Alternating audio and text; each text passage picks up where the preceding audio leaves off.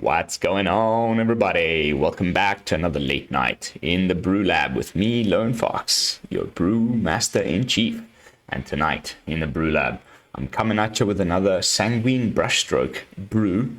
The deck is clearly very strong in mono black. We've already seen that a couple of days back. Go check that out. It was epic, and it's obviously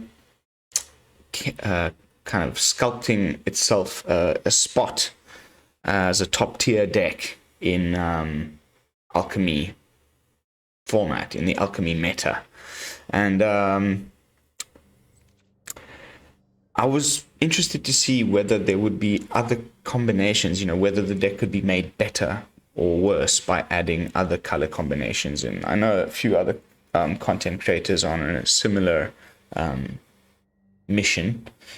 And yeah, I like looking at their stuff and kind of getting inspired, but I need to sort of also do the research myself to really understand. And that also makes me play against the deck better whenever I'm trying to build something that's good against it, because it looks like it's going to be one of the forces to be reckoned with in the coming months. So without further ado, very long-winded introduction, let's jump into the brew. I'm calling it Sanguine Pests. And the color that I've added in is green. And that makes for an interesting brew. So, without too much blabbing, let's just jump right into it. We've got a full playset of the new Cursebound Witch, which is becoming probably the new best one-drop. It's probably better even than Shambling Ghast and Eyetwitch because of all of the incredible cards that you can get in the spellbook. And let me just go through them quickly here. We've got the Witch's Cauldron, which would actually help in this deck with the additional sack outlet, giving us also a little bit of life gain, and card draw would be pretty nice. Witch's Vengeance, a sweeper, just built in. Witch's Oven, we've got the whole cat oven combo in the card potentially. I wonder if anyone's ever assembled that yet. Beg your pardon. Witch's Cottage, which allows us to bring back a card. Remember this land, there was an Eldraine. Put a creature card from your graveyard to the top of your library. Which is familiar. It's all like witch theme. This is nice. When you hit a Curse of Leeches, pretty nice. There's the Cauldron Familiar. Black Cat gets the opponent to discard a card at random. Sorcerer's Brew. Blood Hunter Bad. The rest is mostly nonsense. But then there's this one, Cruel Reality. 7 mana, which is pretty steep, but if you can ever cast this thing, it's pretty nice. If you, at the beginning of Enchanted Player's upkeep, that player sacrifices a creature or planeswalker. If the player can't, they lose 5 life. So they quite quickly sack everything that they have on their board, and then they start taking 5 life every turn, unless they've got enchantment removal. Pretty sweet little curse there. It'll be interesting to see if we can get that one off ever tonight. I have had it once, but there's this one which is also quite nice. Similar, but a little bit less expensive. So it's also a curse, and at the beginning of Enchanted Player's upkeep, that player loses 3 life unless they sacrifice a non-land permanent or discard a card. Actually, pretty nice. It may be even better than the other one because of the cheaper cost at 5 mana. And then the last one, also a curse. So 3 curses available through the Cursebound Witch's spellbook. Whenever a creature enters the battlefield under the Enchanted Player's control, that player loses 1 life and you gain 1 life. So great. Like, all of these have just been amazing in this deck, where we're trying to get things to die to trigger the Blood Artist, etc. Then we do have 3 copies of Eyetwitch. This used to be Valentine, the Dean of the Vein, but I ended up switching it out for Eyetwitch. I don't really want to sacrifice Dean of the Vein to a Plumb the Forbidden or whatever.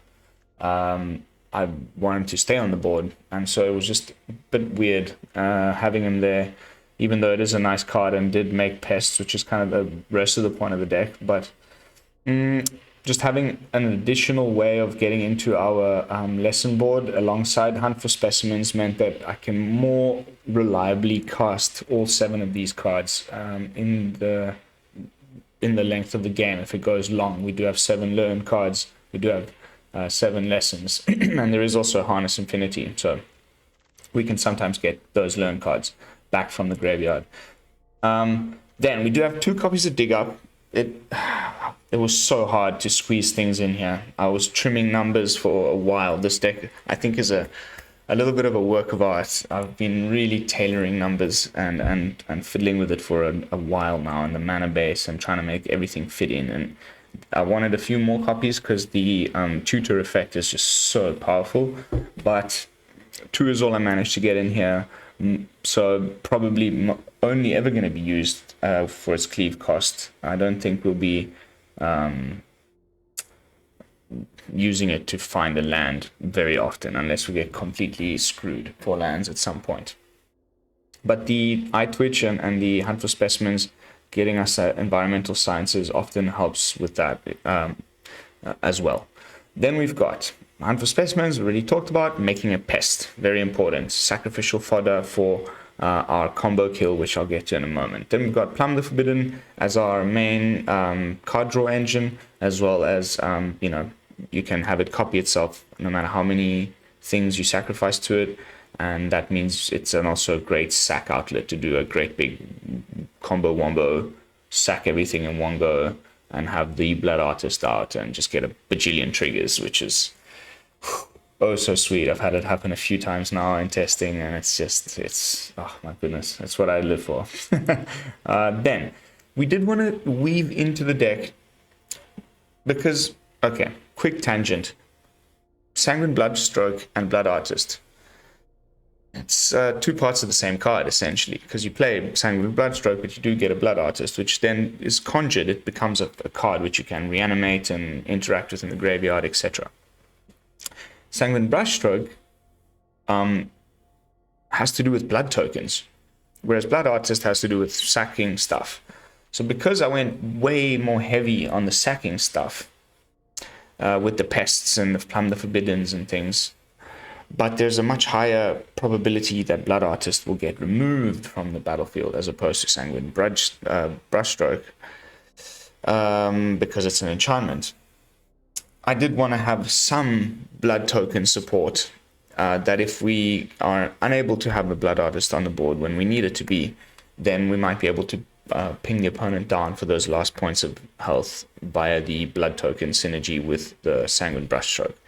And so that's why we've got 2 copies of Voldaren Bloodcaster, as well as another card from the new set, which I'll get to in a second. Then another incredible new addition, like just phenomenal. Loving this card in the deck. That's why, even though it's legendary, I've gone for 3 copies. Dina, whenever you gain 1 life, each opponent loses 1 life. It's like a mini little veto, which is sorely missed. So you can imagine, I don't think I need to explain to you the scenario. Like, if you're getting all of those triggers with the Blood Artist, and you've got Dina on the battlefield, and you've got a Meathook Massacre on the battlefield, it's ridiculous amounts of damage every single time you sacrifice something and gain a life, and ping, ping, ping, ping, ping, ping, ping. So incredibly good reason to be splashing green in the otherwise mono-black Sanguine Brushstroke deck, in my opinion. Then we've got the Meathook Massacre. We can, of course, use it to -X if we need to sweep the board against an aggro deck, you name it. You can also, win sometimes doing that to your own board when, the opponent is low on life. But most of the time, we just casting this for 0x, just putting it on the board as an enchantment and having it there for its static ability. You'll see in the gameplay footage when we have to make those calls and deciding whether to sweep our own board or not. But yeah, that's why Meathook, like the combination of triggers between Meathook Massacre, Dina, the Blood Artist, it goes bonkers. And of course, whenever anything dies, Voldaren Bloodcaster creates a blood token. It has to be a non-token, unfortunately, so that's why I've only gone for 2 copies. There's no synergy with the pests dying, but if it dies, or if your Sedgemoor Witch dies, or any of your main sack fodders die, or Dina dies, then you'll be getting a blood token if the Voldaren Bloodcaster is on the battlefield, which is basically the play line goes: if you're forced to sweep your own board and the opponent isn't close enough to death to actually have it, to where it pings them down with the Blood Artist and the Meathook Massacre, which is rare, but it could happen. What is going to happen then is you'll be left with nothing on your side of the board, nothing on his side of the board, but you'll get a bunch of blood tokens because of having Voldaren Bloodcaster. Next turn you untap, you still have Sanguine Brushstroke, all those blood tokens and all this untapped mana, and you just sacrifice your blood tokens to, ping the opponent down. Then, Sedgemoor Witch doesn't need much introduction. Epic card. And our main Pest Factory. So obvious 4 of. We need to generate those pests for the combo wombo. Then we've got 4 copies of Sanguine Brushstroke, which is the main reason for the deck. Don't need to really reintroduce this. I've talked about it a bit, as we got here. But it's an incredibly powerful card from the new set, and it's warping the meta around it as we speak.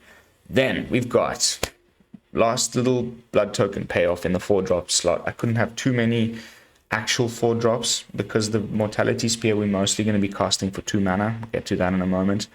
But because of the land restrictions, which I'll also get to in a moment, we didn't want too many 4-drops. And also, again, not too much blood token synergy because we're mostly going for the pest sacrifice stuff.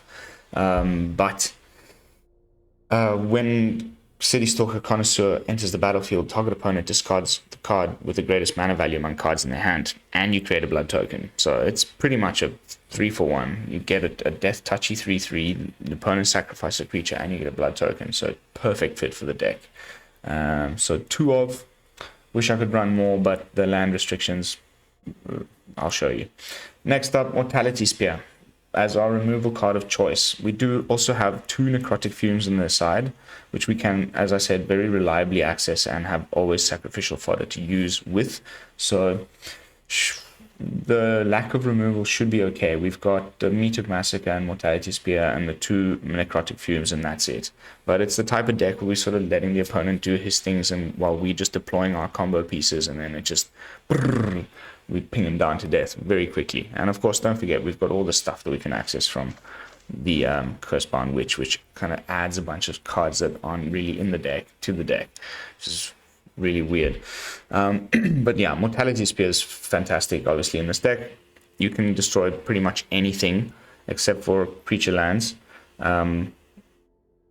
with instant speed thing that is usually castable for 2 mana. If you sacrifice a pest, you gain 1 life, poof, suddenly this thing costs 2 mana.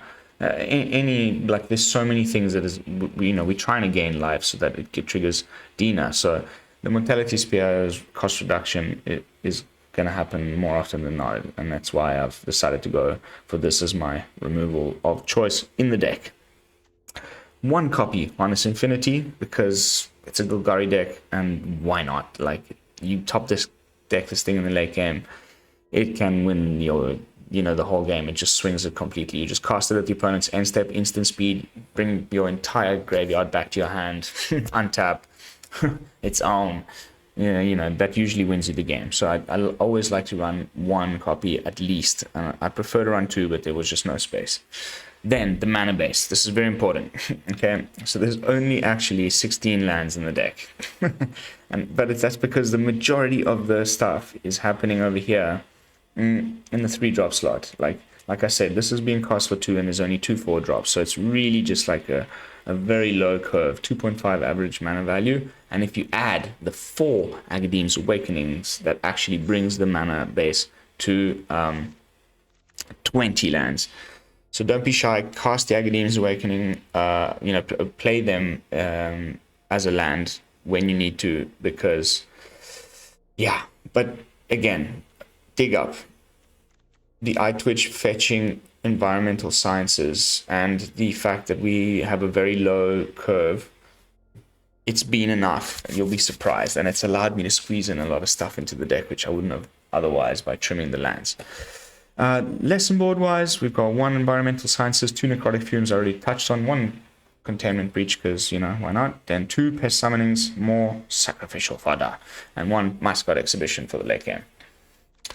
That's Sanguine Pests. I think it's a really sweet little brew. I hope we get the combo to go off. So this is the plan, okay? We get lots of pests on the board.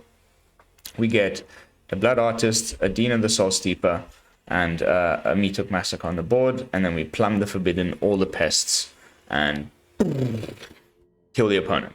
Don't forget the Blood Artist, and that's why we've got 4 Agadeem's Awakenings. If it gets killed, ends up in your graveyard, you can reanimate it. We also have Harness Infinity to get it back as well sometimes.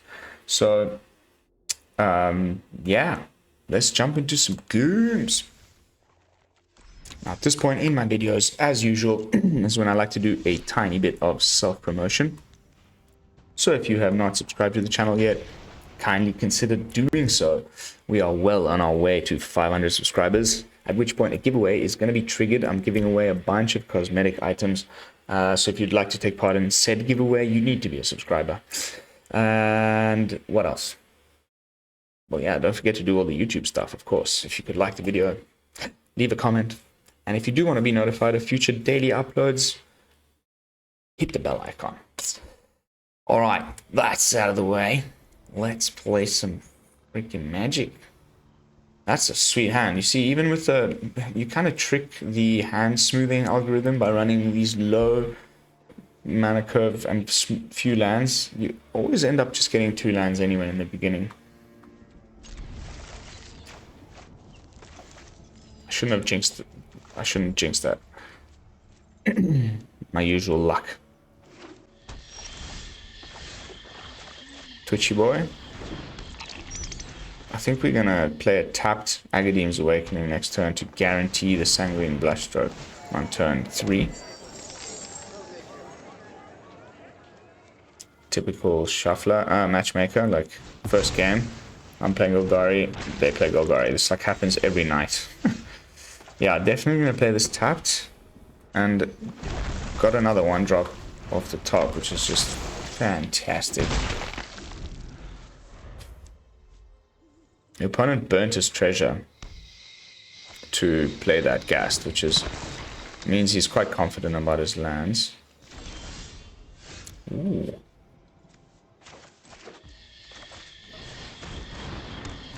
Hello. Skadoosh.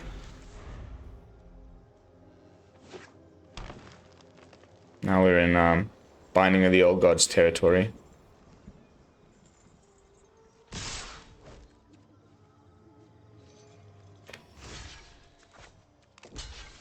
It's an interesting attack with the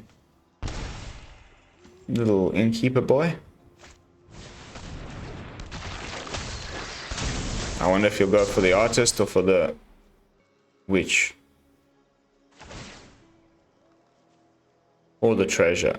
He goes for the witch. Oh! Dang it. Oh, there goes the artist. So, you know, now you see why we need to run these Agadeems and things, because it just... Okay. 16 lands in the deck and we're flooding, ladies and gents. Don't worry.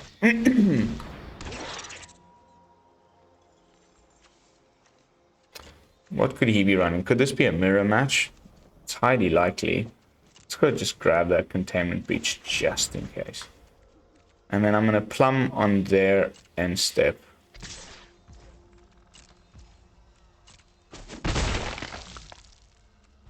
We'll stop on there. Plumb for 3. Or do we plumb for 2? And save a blocker. Just in case.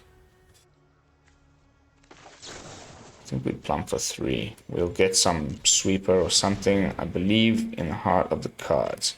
And we're going to get something sweet off of the witch. Let's put that trigger first.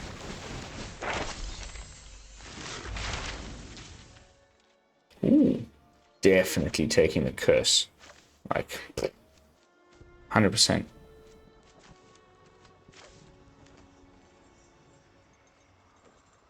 Danik Torres. Danik Torres. What you doing, mate? What you doing?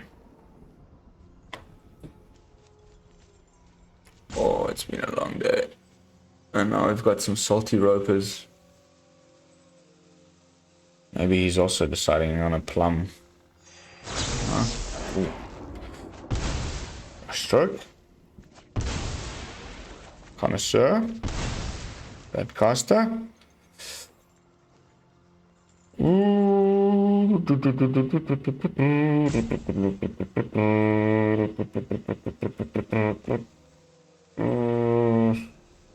We've got one Mortality Spear in hand. I think we just... So difficult. Let's just grab a little extra. You never know. Oh, that is a lot of cards.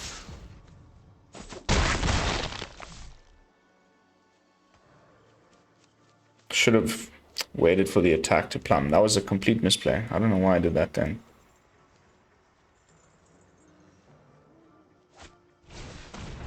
Okay, okay, I mean, this is feeling very mirror matchy.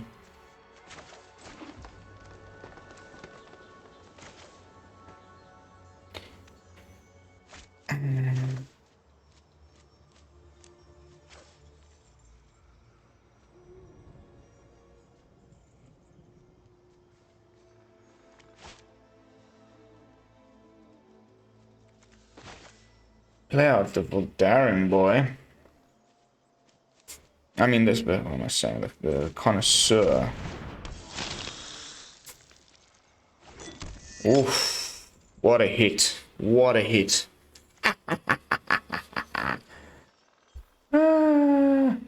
What, do we discard the land? Thanks.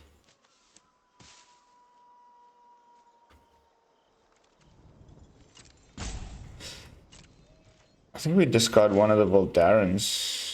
Nah, we discard them in the land. What do you guys feel about that new mechanic of, the new graphic of like, ooh, this stuff's going into the graveyard like that?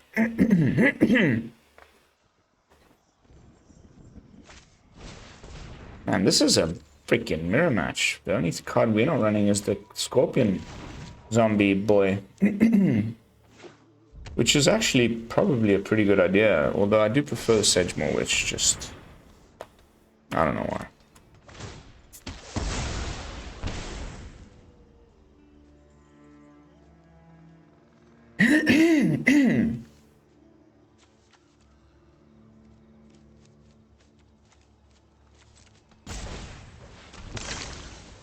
Actually, no. I'm gonna save those. Ooh. Jund. Gutmorn. Everything's changed. Forget everything I said. Just a guy playing good cards like a moi. Okay, so when it enters the battlefield, each player discards a non-land card. Okay, so he's got nothing to discard. I have to discard something. That's terrible. So I got to give him the worst thing that I have.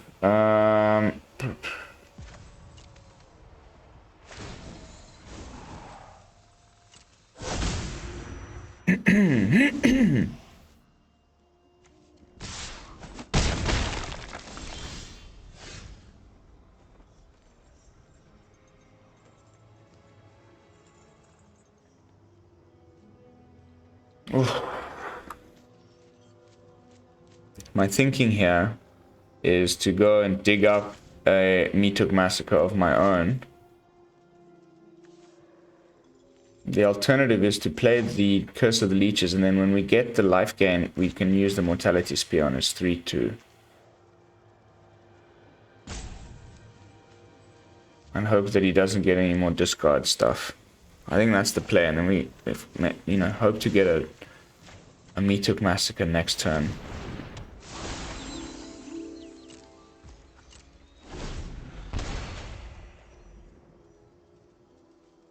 Let's see what he plays. But I think I'll take out the 3-2 rather than this thing. I land.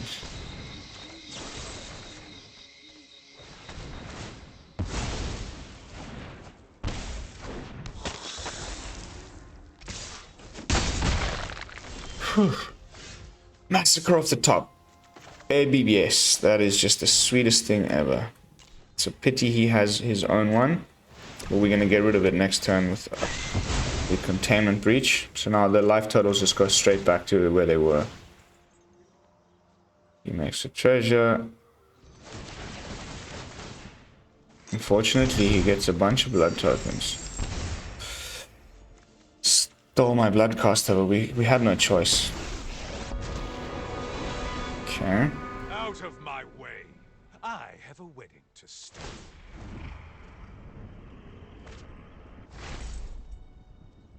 Nothing on Innistrad is free. Goes for the land. That's just great.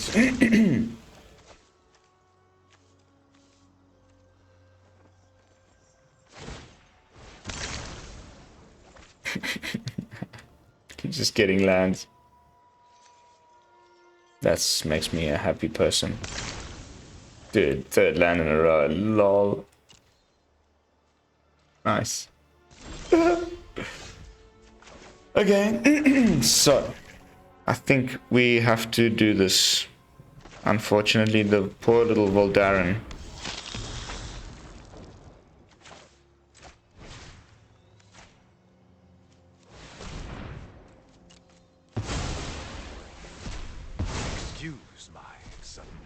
It's just too much of a card value machine, and I'm just happy he didn't get the token. He went for the card draw. Oh my goodness, you get rid of one planeswalker, another one appears, hey? I'm hungry. Won't you stay for dinner? Did he cleave it?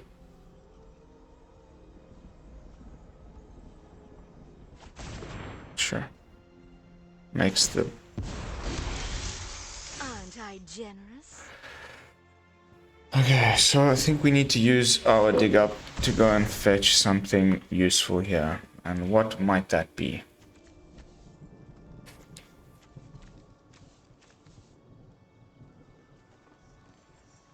This card is so good. You can get a land. I think it has to be a Mortality Spear to get rid of that.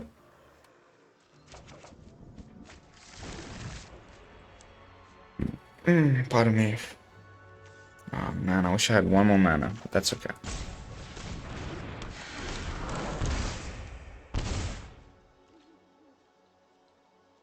We can always get that reduction from the Curse of Leeches. And if he doesn't cast anything, we're getting a 4/4.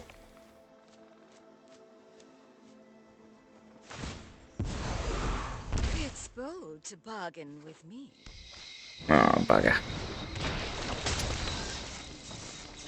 Suck. Trigger, trigger, trigger, trigger, trigger. I get the additional trigger because of Dina. And you did yourself 2 damage because of the Fell Stinger. That might have been a bit of a problem there, my friend. Okay. We can just win like this.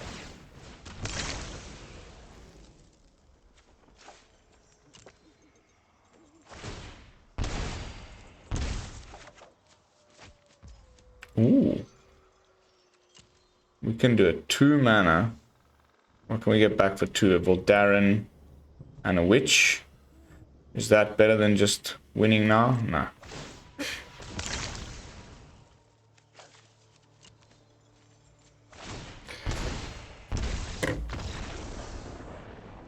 Got him.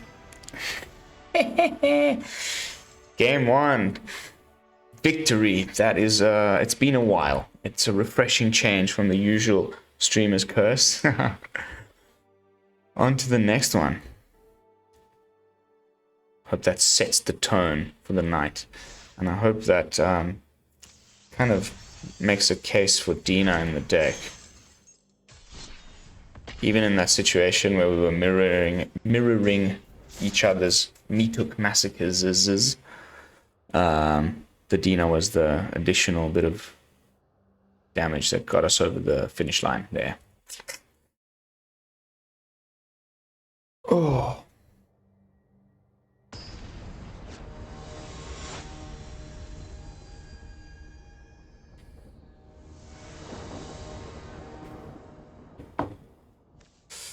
Two lands. Perfect hand. That's great. Let's not give away too much information.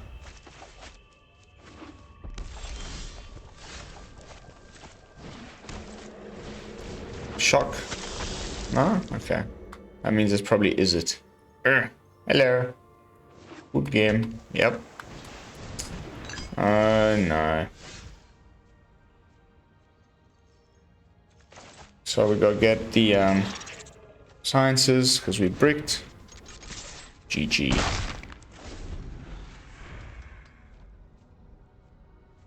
Here comes the Whelp. Or maybe Galazeth. He's made a little bit of a comeback. He's gonna have counter magic, isn't he? I have to risk it, like... I need that land. Oh! Beautiful. Okay, so let's go for double black. So we've got the Massacre.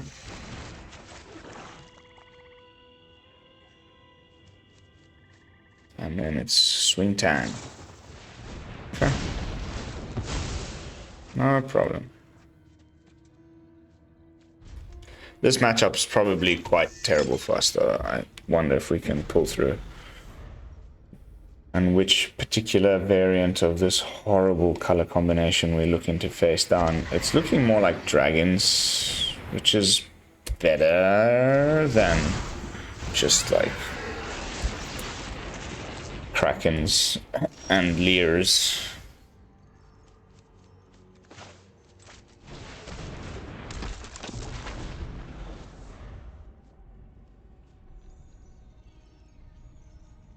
If he does attack and the ward goes down, we might find a way to kill it, but that's a lot of dragon ramp. I have a feeling there's going to be a star mounts coming our way very soon. Big dragon deck. Big bada boom. Okay, that's a lot of mortality spears. So we have a way to make use of that if we draw another land off of this Plumb. But I believe I might counter our Plumb, which would be terrible. No counters.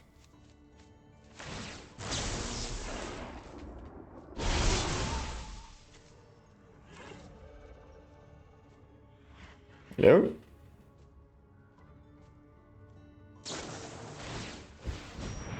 Sure. That's fine. Take the 3. Land. Come on, land. Oh, mate. Okay. Let's use one of these dig ups. We need a land. So, losing the chance of killing the Imrith there. It's quite painful.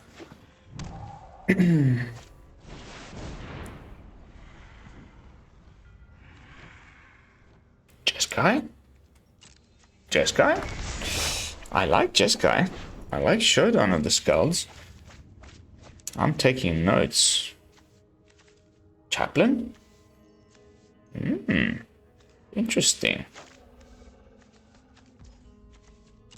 People are getting creative in Alchemy. That's just only a good thing.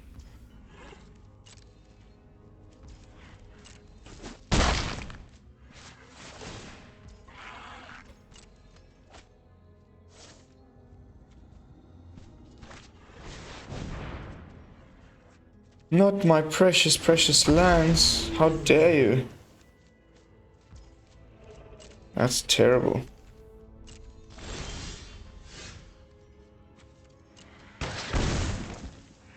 That's just terrible. Ooh, okay, well, don't know how this game's gonna go, guys. There's 2 Goldspan dragons waiting in the wings. I think we're pretty much just screwed. No? I mean...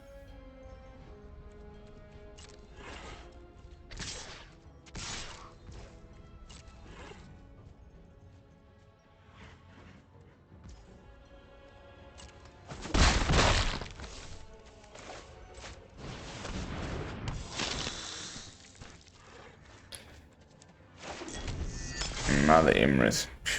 Nasty. Oh, blink, blink, blink. Very nice. I was expecting to see the new Dragon Whelp guy there in that deck. I'm expecting he just didn't have it in his hand.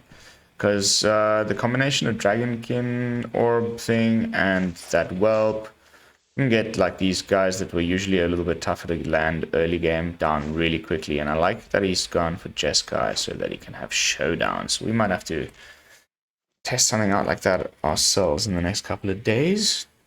On to the next one. Roll with the punches. That was more like a freaking uppercut. Got slammed. We got slammed.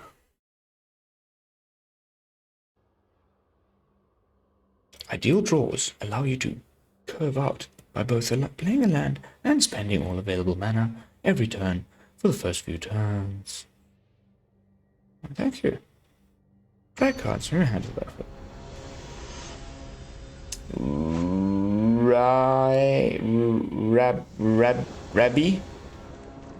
Rab 18? Rab 18? Or Raw 33? Okay. Pity we got 2 Dinas, but that might be nice if one just gets removed. I think I'm gonna hold this one. Got 3 lands. Agadeems. Opponent first, so we're on the draw.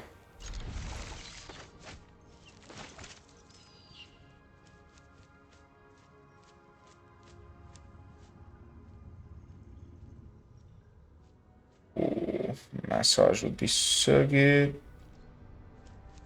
And I got suckered into watching the new Dexter. I used to be a huge Dexter fan. That stuff was so good, and I can't believe it's been so many years already. But yeah, they rebooted. There's like a whole new season 1 of a whole new thing.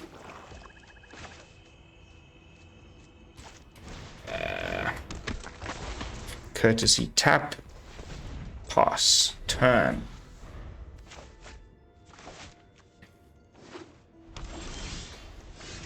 Play land, play Dina, play Witch. Pass, turn.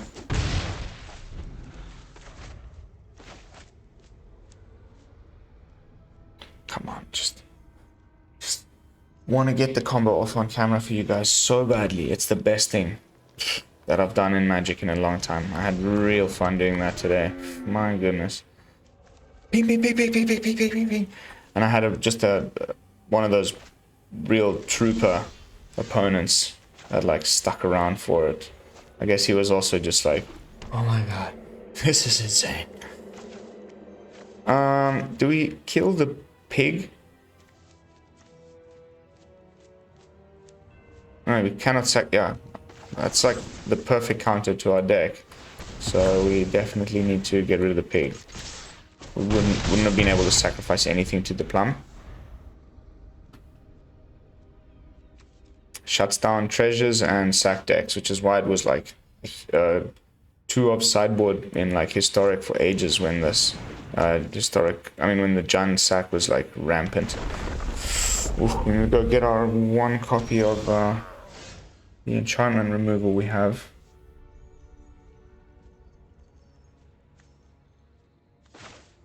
Okay.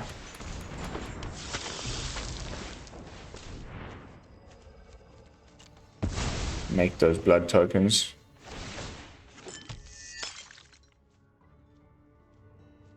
Okay, I think we just go for this one.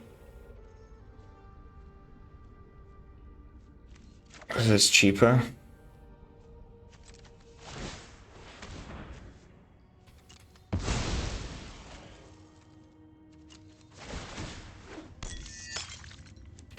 And then let's maybe try grow our Voldaren, or should we get it? Nah, let's go for the Cauldron. It's the more smart play.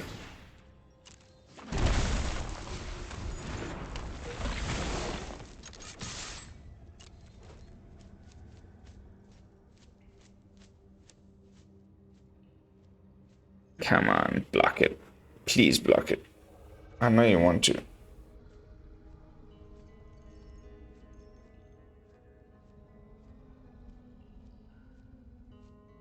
Just block it. Come on. Actually, I'm happy either way. Down to 13. It's just if these little cats start to multiply, if that's his plan, which it seems like it, certainly, the landfall mechanic, then we better get a Meathook Massacre pretty freaking soon, or...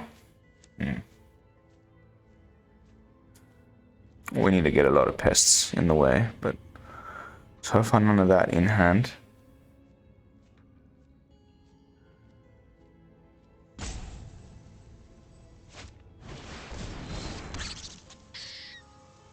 Toss key. That's pretty gnarly. Putting counters on things, probably. Yep.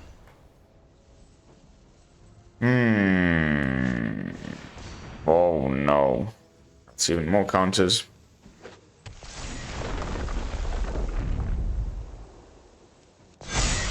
That's terrifying. I don't think we are gonna be able to handle that.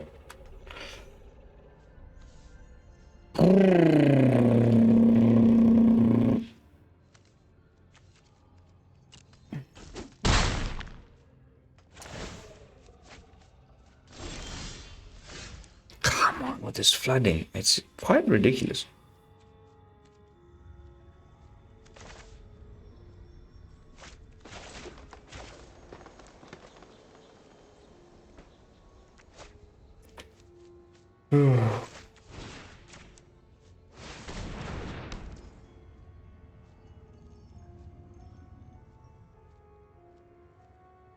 Yeah, go for the old block and sack routine with the plum.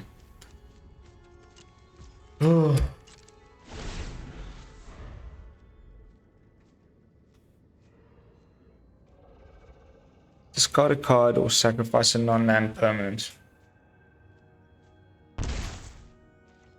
Nice.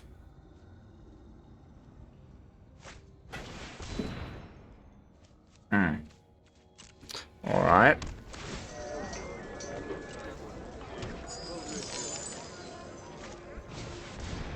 Please don't have a land. Please don't have a land. Anything but a land. I don't care to look. Like an Evolving Wilds. Oh my god, dude. Can you imagine that? And now we are completely screwed.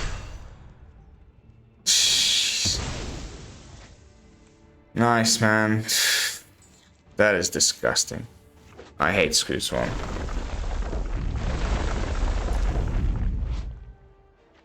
More counters. And then you gotta like prioritize your triggers so that the Screw Swarm guys get out before the triggers for the counters are applied.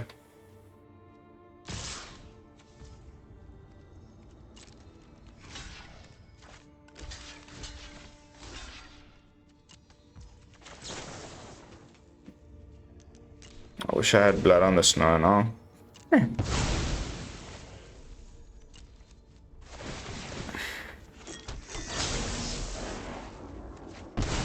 Another plum, another witch, another plum.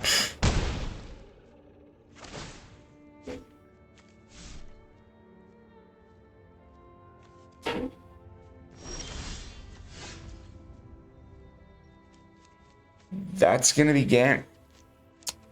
Pity. We were on such a roll there.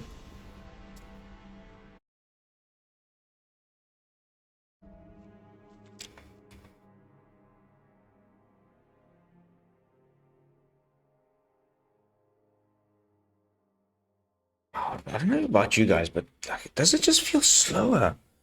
Like a lot slower. All of these little, it's just like lately.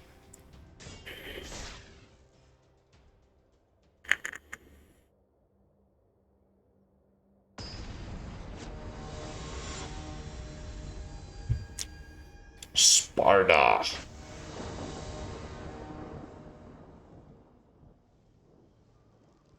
It's got potential, needs land, but it's got potential. I'm keeping it. It's too good to let up.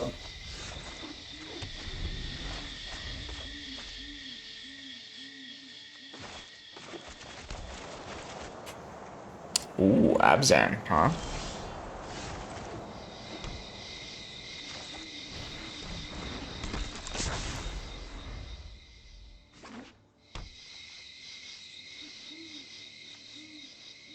Deathcap Glade.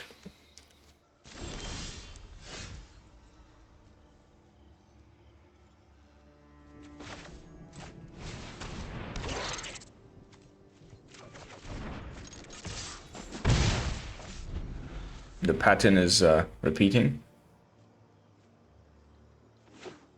Turn 2, fetch land, thingy. Oof. Man, this card, eh? That's 2 matches now.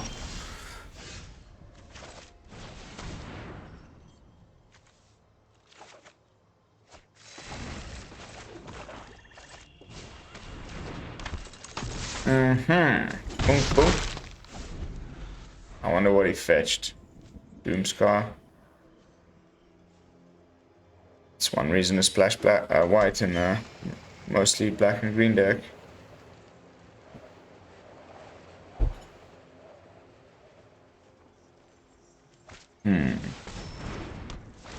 Sure. It's actually fine. It's actually beneficial.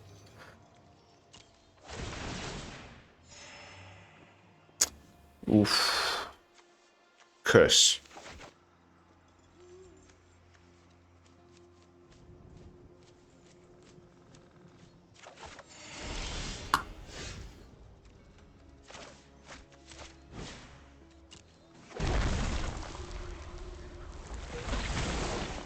Start getting Sanguine up in this hizzle.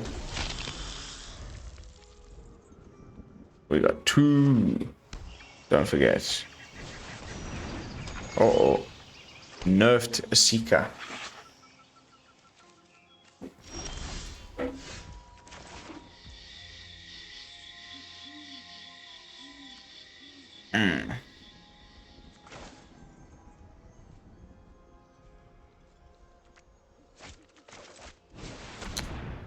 Let's get rid of that Ren and 7 before it's too late. Zoink. Ready to bet? Place your bets. Is it going to be Ren? Is it going to be Ren? It's Lolth. Even better. And we got a nice death touchy blocker for the Seeker.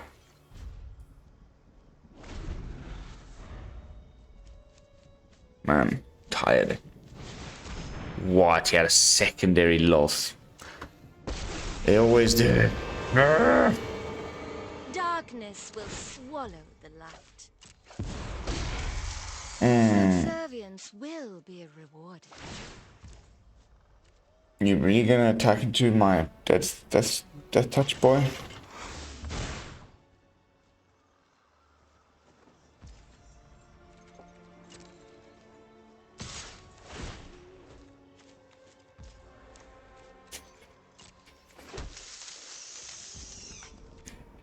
Well, sure looks like it. It's got no way to cast indestructibility spells now. Okay.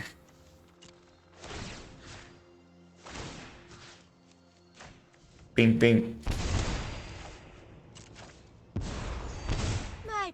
is for annihilation.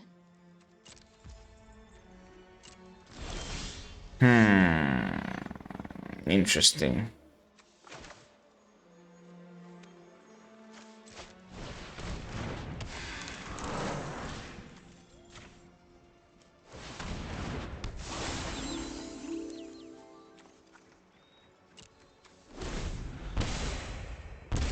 Oof, that's nice. Consistently 2 every turn. Leech Dina. Go, my children.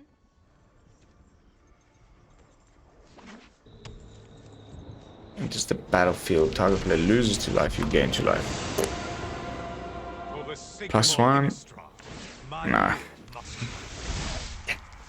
That life gain is a you problem. fight for me now. No.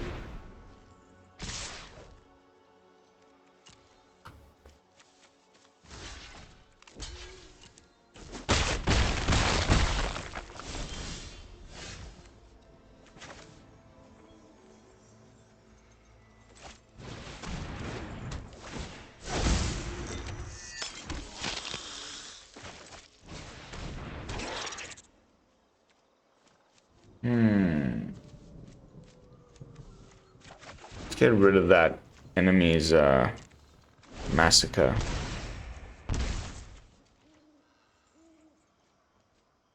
Badunk badunk. Drawing a card. My words are for ambitious minds. Soren also drawing a card. Land. Dire times call for dire tactics.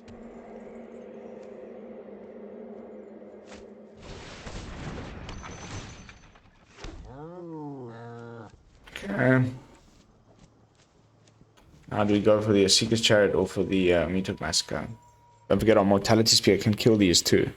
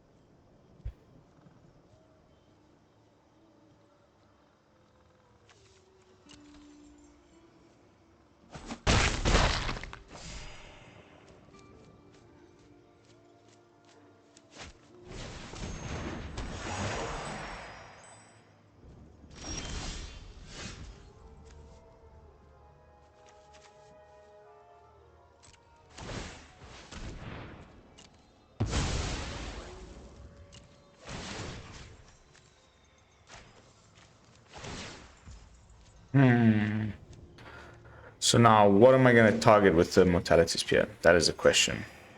Because we've got the life gain to reduce the cost. I think we'll play out the Sedgemoor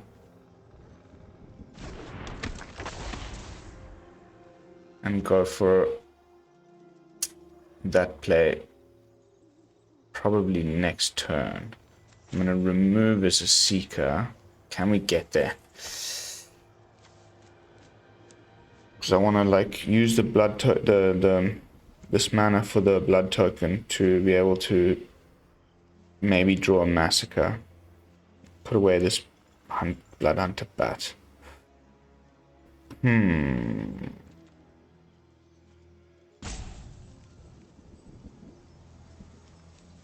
Yeah.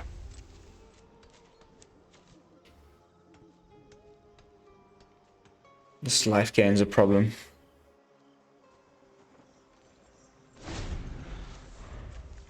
Badunk, badunk.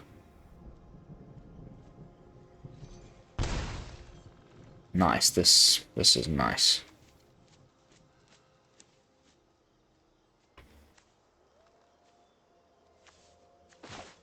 How much land the opponent has. Oh, come on, mate.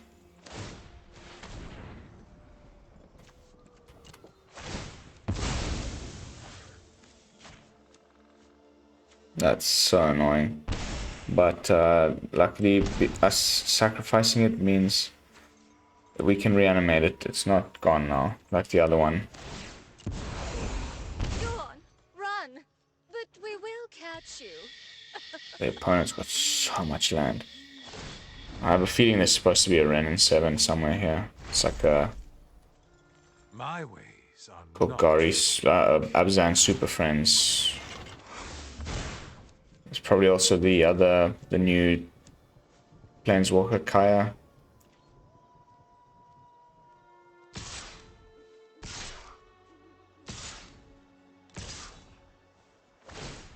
Oof, this is gonna hurt. You deal with this annoyance. Oh.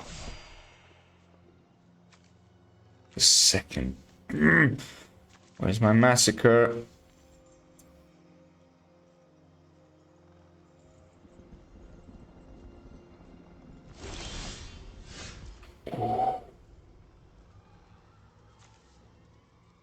It's very nice.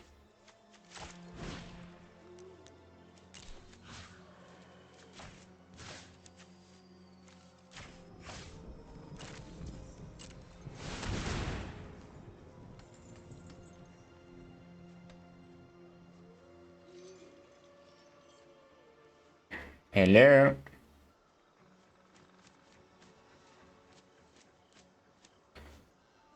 Wow. Has he got something to exile my stuff from the graveyard before I can get it back? Or is he just salty boy?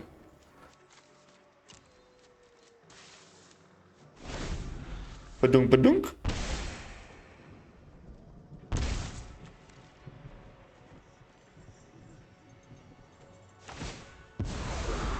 My children will take. Wonder what he's digging for.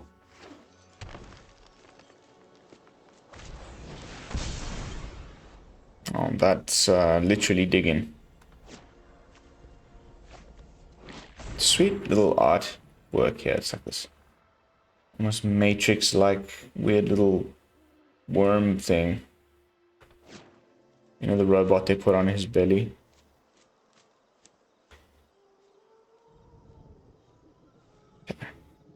Focus, focus, focus.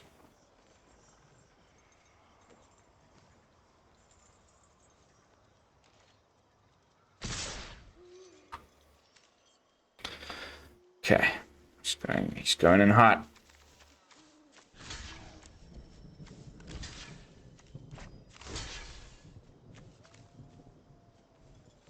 We got a backup Dina. I don't really care, but there's nothing here that kills her.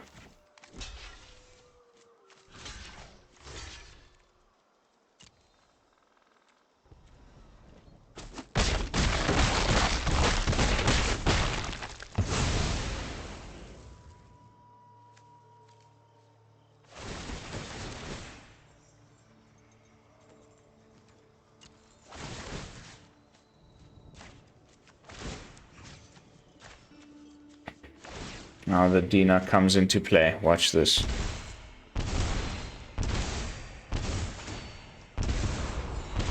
Do what I demand.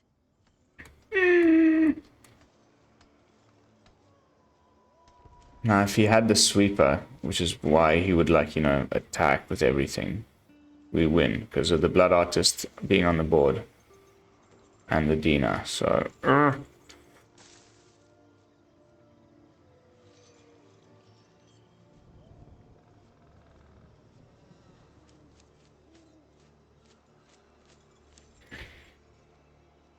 Sparta and tightest match.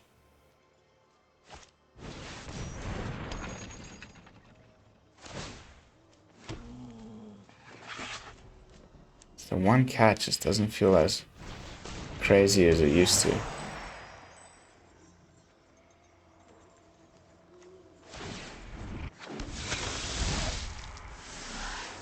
I think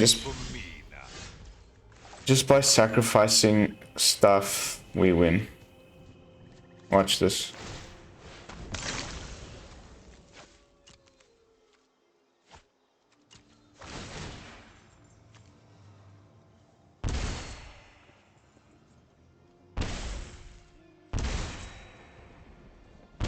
And that's gonna be game.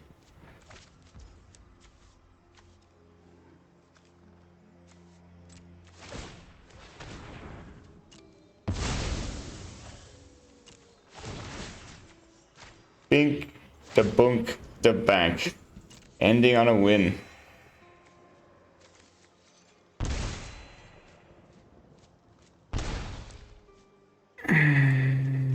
Random thing. And how can we get our last trigger? Let's just do it this way. Stuff it.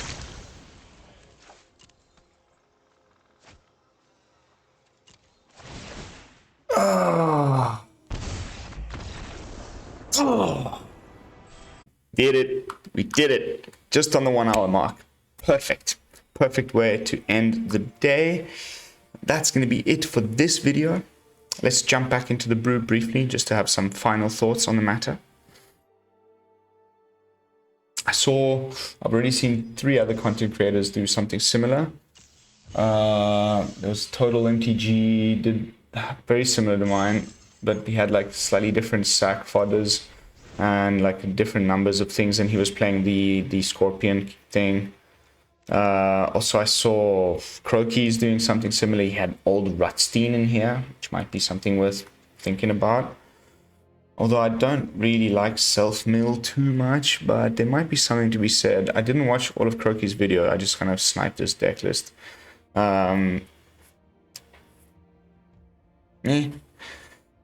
Interesting idea. But yeah, as far as my particular build, I really, really like it. There's lots of little intricate like card choices, and as you saw, the 16 lands was really not a problem. Sweet little lesson board. I think this is a great deck, and I really hope that you all copy it and take it for a spin on the ladder and report back in the comments how it went for you. But yeah, like I said, that's going to be it for this video. I'm going to be coming at you tomorrow with some fresh brews. Thanks so much for watching. Don't forget to like, comment, and subscribe. This is Lone Fox from the BrewLab, signing out. Peace, y'all.